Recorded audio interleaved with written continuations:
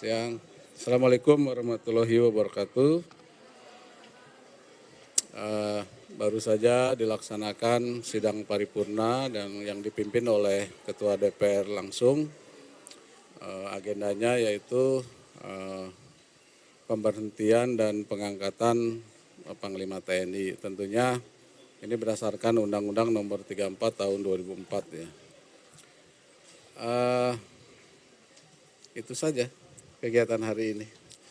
Tentunya sebagai Panglima TNI yang baru, saya akan melanjutkan program-program yang sudah dilakukan oleh Panglima TNI sebelumnya.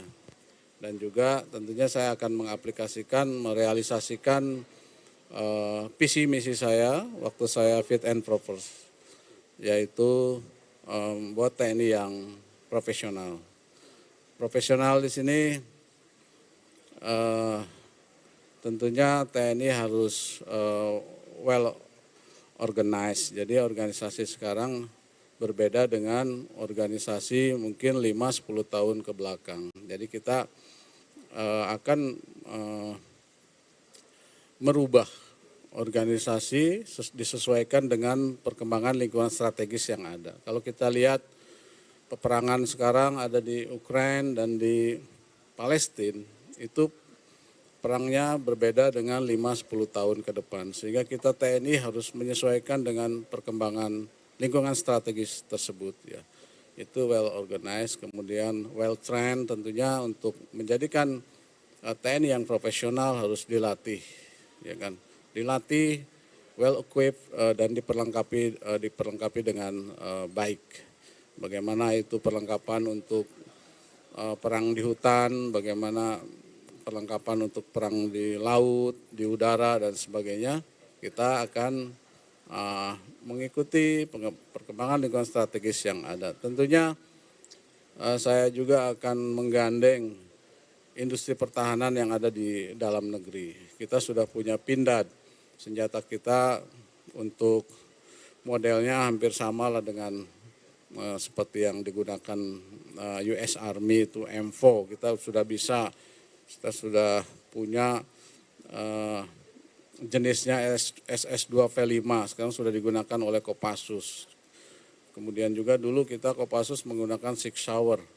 Kita juga sekarang sudah bisa Pindad membuat modelnya seperti Sig Sauer itu, namanya J2 Elite itu ya, J2 Elite ya. Jadi saya akan menggandeng in-hand yang ada.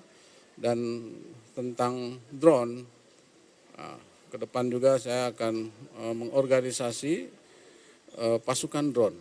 PT LEN sudah bisa membuat drone tersebut ya, dan sebagainya. PT PAL kelautan juga itu sudah bisa, PT DI tentang Harwat, mungkin helikopter Bell kita sudah bisa juga di PT DI ya. Jadi kita semaksimal mungkin kita bisa menggunakan in-hand buatan Indonesia. Tentunya tidak 100% karena ada beberapa spare part yang masih dibuat oleh negara lain. Seperti contohnya cutlery, kalau kita membuat bodinya kita bisa, tetapi turretnya itu kita masih menggunakan dari Belgia ya turretnya itu. Negara-negara lain juga saya lihat di Turki dia menggunakan turretnya dari Belgia.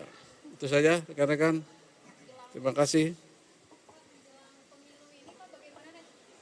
Menjelang pemilu ini bagaimana dengan netralitas TNI? Ya, setiap saya doorstop selalu itu yang ditanyakan. Tolong dicatat.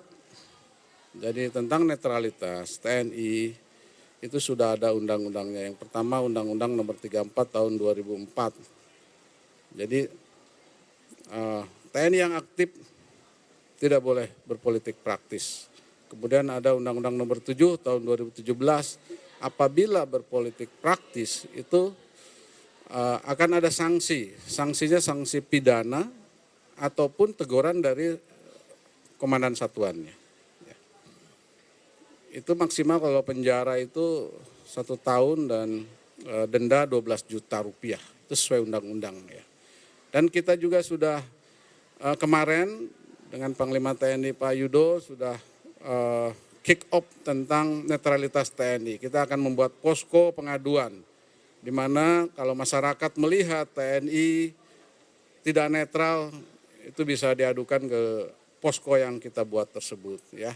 Kemudian seluruh prajurit juga sudah kita berikan buku saku, khususnya di Angkatan Darat, prajurit terendah, contohnya tadi. Nah, ini. Jadi kita sudah membuat buku saku itu buku yang bisa dimasukin ke saku, sehingga bisa dibawa kemana-mana ini. Ini isinya jelas, apa yang harus dilakukan, apa yang tidak boleh dilakukan, sesuai undang-undang. Dan dia kalau melakukan sesuatu pelanggaran, tadi kan sudah saya sampaikan bahwa dia bisa dipidana ataupun teguran dari satuan, komandan satuannya. Ya. Selain ini juga para Dansat saya perintahkan untuk memberikan penyuluhan.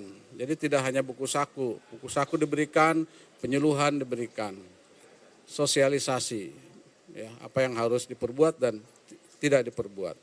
Saya rasa itu yang saya lakukan untuk supaya prajurit saya di lapangan mengerti apa yang harus dilakukan dan tidak dilakukan. Ya, itu komitmen kita.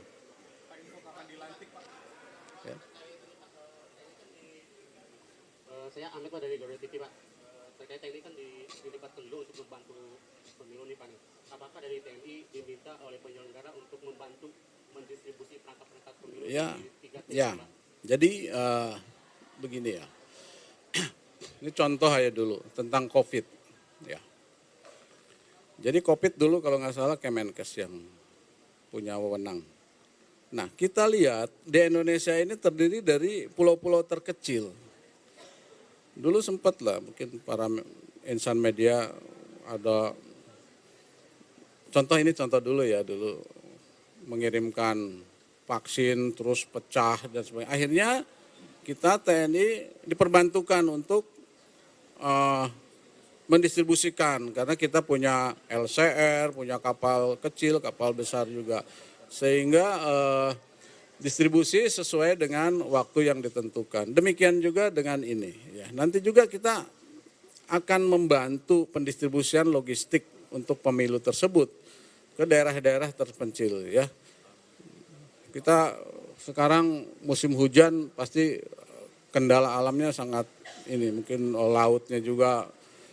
Ya nanti kita semaksimal mungkin kita akan bantu dari proses pendistribusian logistik pemilu sampai pencoblosan. Nanti kita akan bekerja sama, tidak hanya TNI, di situ ada Polri, ada Bawaslu, KPU yang ada di daerah. Tokoh agama, tokoh masyarakat kita libatkan, ya. Itu untuk pelibatan TNI di situ. Dan kita juga sudah melaksanakan deklarasi pemilu damai. Semua Kapolda, Kodam dengan Polda, dengan semua elemen masyarakat. Ketua partai politik di wilayah, LSM dan sebagainya. Jadi kita sudah membuat upaya-upaya agar pemilu bisa terselenggara sesuai waktu dan damai dan aman. Ya. Kita sudah melangkah ke situ.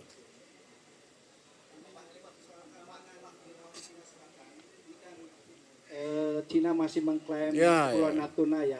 Dan jadi sebenarnya kurang kritis, kurang tegas gitu Pak. Gimana Pak? Sebenarnya Cina tuh dengan kita tuh hubungan diplomatiknya sangat baik. Dia welcome apapun yang terutama tentang ekonomi. Ya. Jadi kemudian tentang satuan di sana di laut di Natuna ada satuan terintegrasi. Itu ada sekarang ada selain satuan infanteri ada satuan Banpur di situ, ada Armed, Arhanud, ya, Seni dan sebagainya. Itu nanti akan saya evaluasi sesuai pertanyaan tadi itu untuk menjawab tantangan tugas tadi itu apabila terjadi konflik. Ya. Tetapi kan sebelum konflik nih ada ini juga, jadi tidak langsung konflik, ada diplomasi militer. Kita diplomasinya baik dengan Cina itu, ya. Jadi nggak usah takut. Ekonomi baik, diplomasi militer baik, ya Kemenlu baik, pendidikan, investor masuk ke Indonesia, welcome Cina. Sehingga, tapi tetap saya sebagai Panglima TNI akan mengevaluasi pasukan yang ada di sana, apakah masih seperti ini, apakah harus diperbesar. Nanti kita akan membuat Pokja. Saya akan membuat Pokja button up. Jadi saran-saran dari satuan bawah karena dia kan ada di situ. Dan tentunya sesuai dengan fit and proper test. Jadi pasukan-pasukan terdepan nanti kesejahteraannya akan saya tingkatkan, terutama di WLP. WLP-nya akan saya WLP operasi akan saya tingkatkan. Minimal lebih baik lah. Izin Pak, perkenalkan saya Naufal. Pak, mungkin saya ada beberapa pertanyaan yang ingin saya tujukan kepada Bapak. Pertama, Pak Yudo sendiri menitipkan nih Pak soal pilot Susi Air gitu kepada Bapak, dan mungkin langkah selanjutnya apa sih Pak yang Bapak ambil.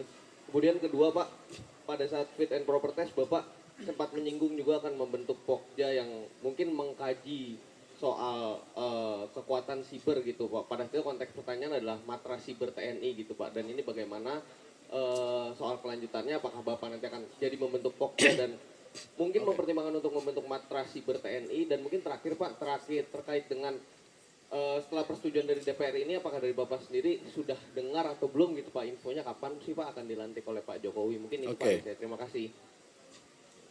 Yang pertama tentang Papua. Jadi Papua itu memang ya setiap, jadi kita kalau Pangdam itu punya Renkon.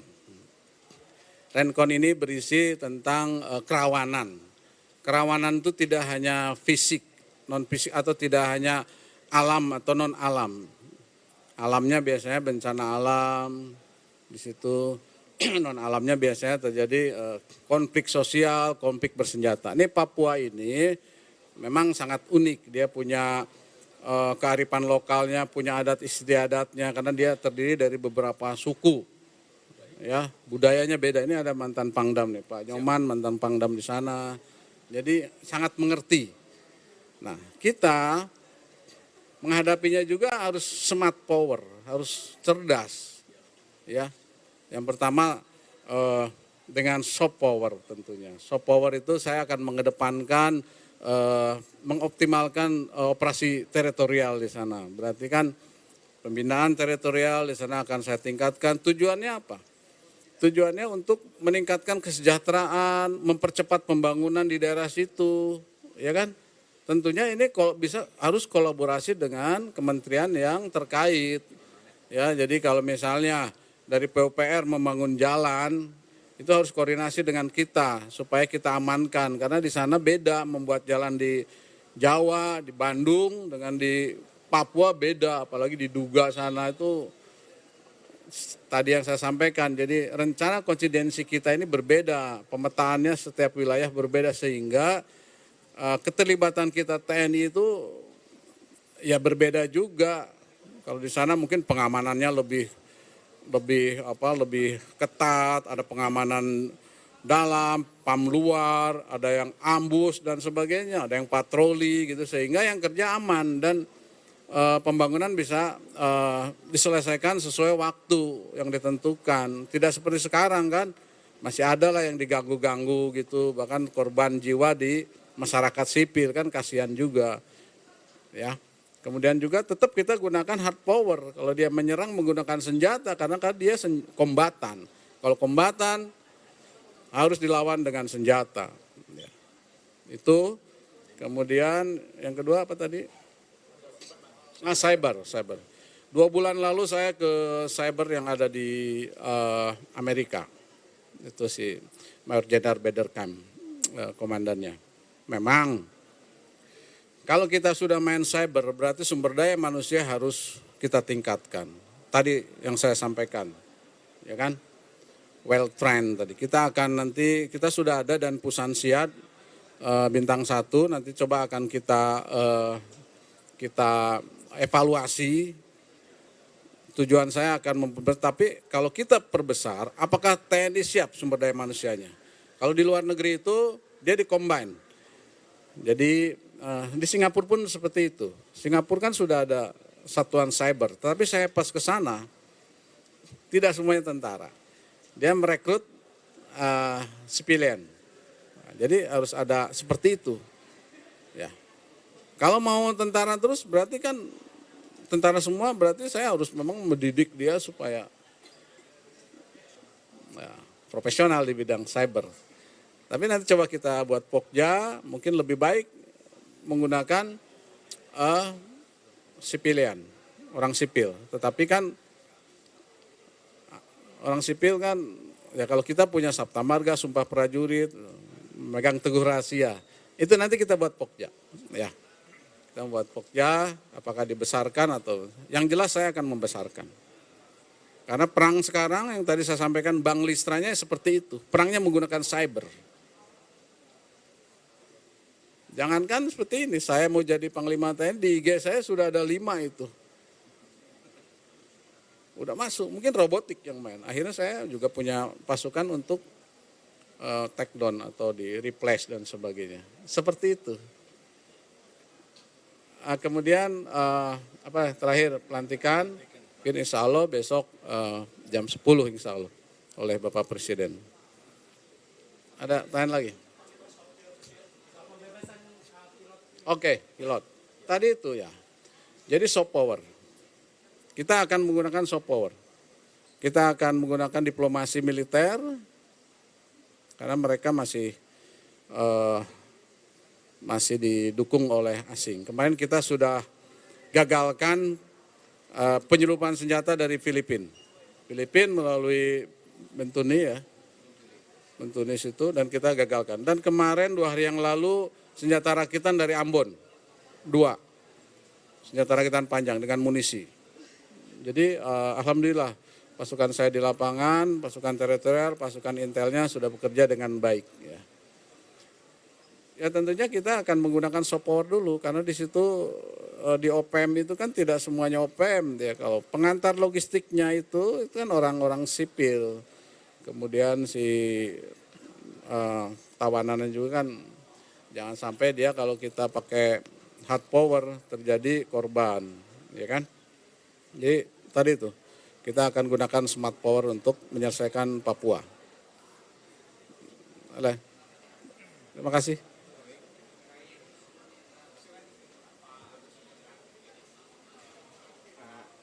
Izin Pak, saya Surya dari bisnis.